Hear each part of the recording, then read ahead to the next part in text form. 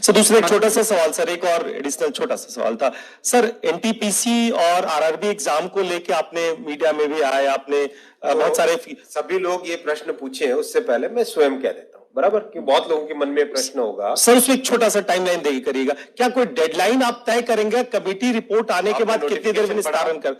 आपने चलिए मैं पूरी बात बता देता हूँ जिससे कि सबके मन में ये प्रश्न है, तो क्यों ना मैं पहले बता दूं। देखिए, रेलवे ने रिकॉर्ड एम्प्लॉयमेंट करने के इरादे से वैकेंसीज निकाली थी 2019 में। रेलवे की नौकरी आप सब जानते हैं बहुत ही लोगों को पसंद है, क्योंकि एक स्टेबल ऑर्गेनाइजेशन है, लॉन्ग टर्म ऑर्गेनाइजेशन है। ये ऑर्गेनाइजेशन जिसका देश भर में विस्तार है, हर सबसे जन जन से जुड़ा है, एक इमोशनल कनेक्ट है, इसलिए एप्लीकेशंस निश्चित तौर पे बहुत ज्यादा आएंगी ही आएंगी, बहुत ज्यादा से ज्यादा नौजवान इससे जुड़ना चाहेंगे ही चाहेंगे।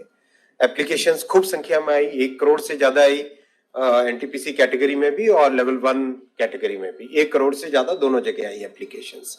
परीक्षा की तैयारी चालू हुई, परीक्षा के हिसाब से पहले जिनको अपॉइंट किया गया उसके बाद में आया कि नहीं टेंडर करना चाहिए, टेंडर के हिसाब से सीवीसी के रिकमेंडेशंस आए, उसके हिसाब से वापस टेंडर करके नया एक अपॉइंटमेंट हुआ कि ये टेस्ट की एजेंसी होगी।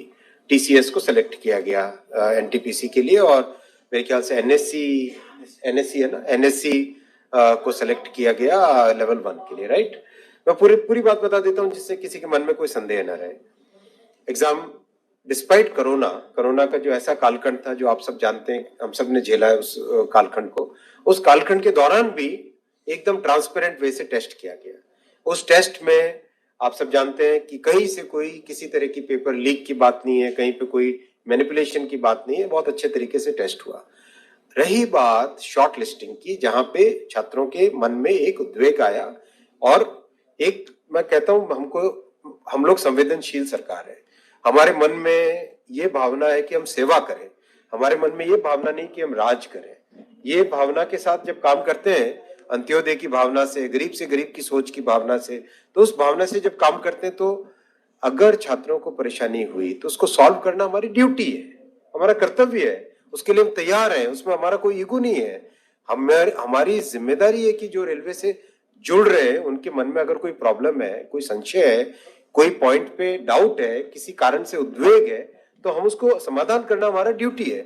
तो इसीलिए जैसे ये पॉइंट आया, तुरंत एक कमेटी बनाई जो कि सीनियर ऑफिसर्स हैं, जिनको एक्सपीरियंस है कई वर्षों का रिक्रूटमेंट का। Already more than 1 lakh representations आ चुके हैं कमेटी के पास में, और कमेटी आपने नोटिफिकेशन देखा होगा, उसमें टारगेट दिया हुआ है विदिन 3 वीक्स आपको ये प्रोसेस कंप्लीट करना है।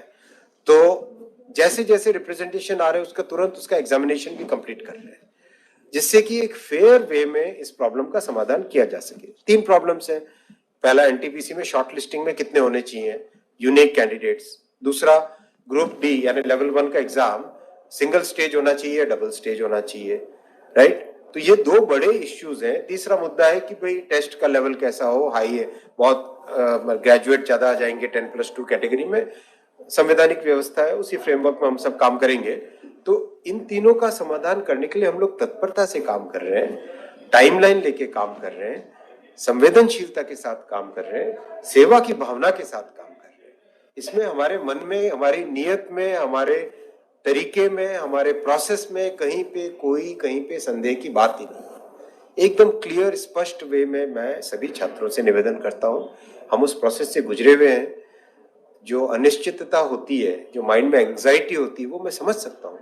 मतलब हमें भी ध्यान है कि ट्रेन में स्लीपर कोच में नीचे अखबार बिछा देते थे और उसमें सो जाते थे, स्टेशन जहां पे सेंटर होता था वहां तक जाते थे, कहाँ रिजर्वेशन करवाने के हालत कहाँ होती थी, आर्थिक स्थिति कैसी होती थी, हमें ये पता है।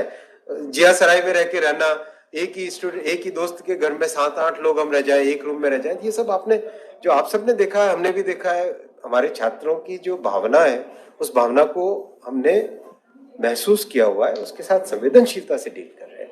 मैं नहीं कहता कि इसमें अगर किसी को भी कोई भी डाउट हो तो एकदम खुले में प्रश्न पूछिए, कोई दिक्कत नहीं है, हम एकदम ट्रांसपेरेंटली इसके ऊपर काम करेंगे। धन्यवाद।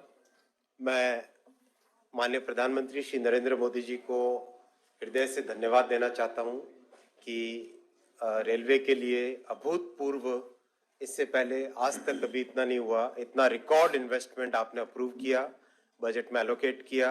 आपको बहुत बहुत धन्यवाद। धन्यवाद देना चाहता हूं वित्त मंत्री श्रीमती निर्मला सीतारमण जी को कि रेलवे के जो सबसे इम्पोर्टेंट पॉइंट्स थे उन सब पॉइंट्स को आज अपने बजट के भाषण में स्थान दिया।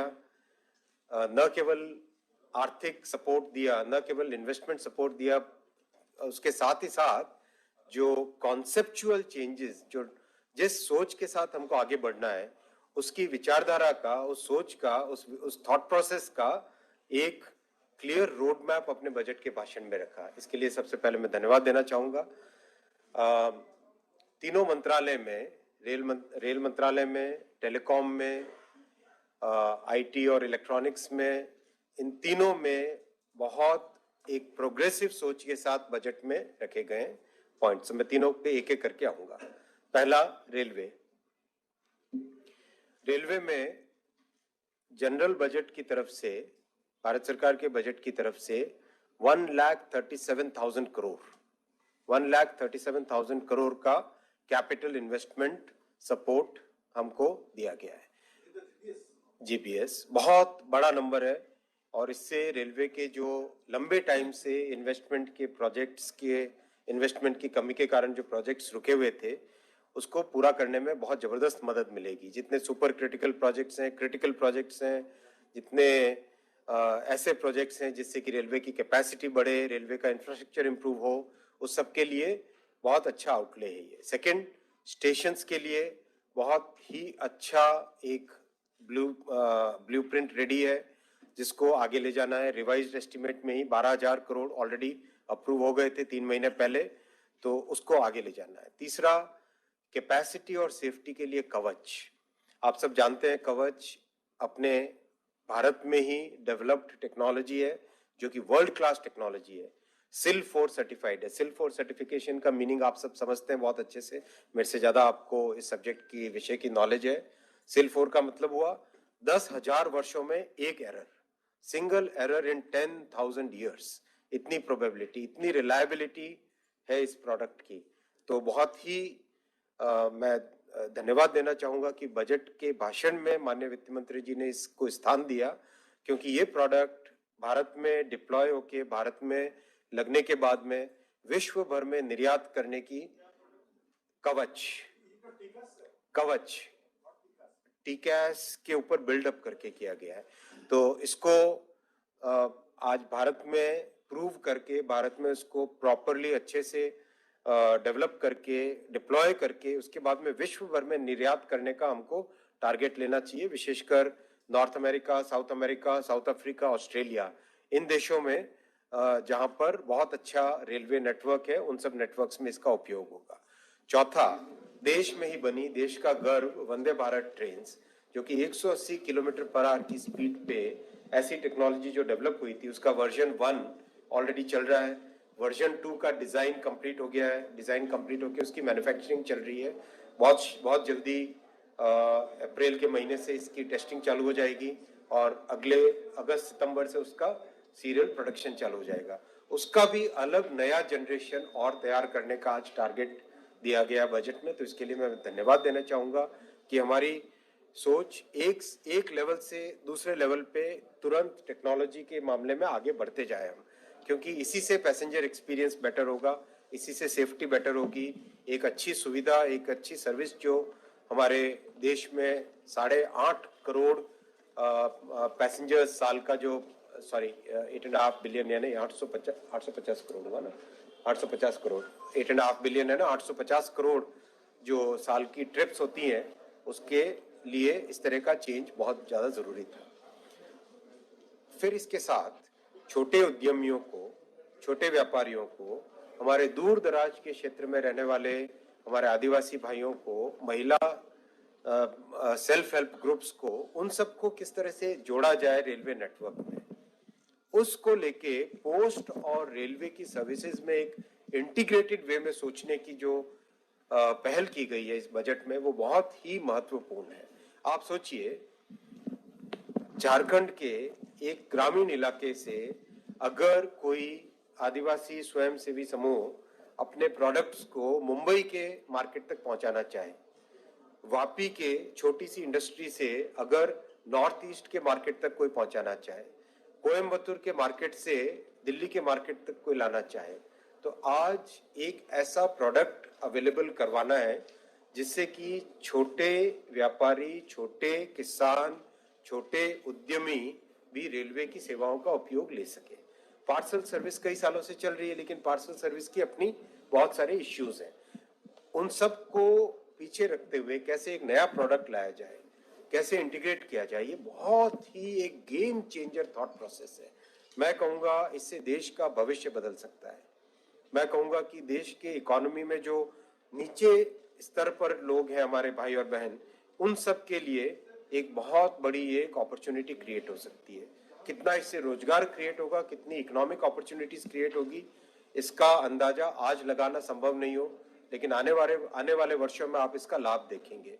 इसीलिए 1.5 लाख पोस्ट ऑफिसेज हमारे, 8,000 स्टेशन, इनको मिला के जो इंटीग्रेटेड थॉट प्रोसेस है, दोनों में कॉमन टेक्नोलॉजी हो, एक कॉमन सर्विस रहे, कस्टमर को सीमलेस एक डोर से दूसरे डोर तक सीमलेसली चीजें पहुंच सके, वो जो थॉट प्रोसेस है वो एक गेम चेंजर थॉट प्रोसेस है। मैं मानता हूं कि इस तरह का विजन अमृत काल में ही आ सकता था।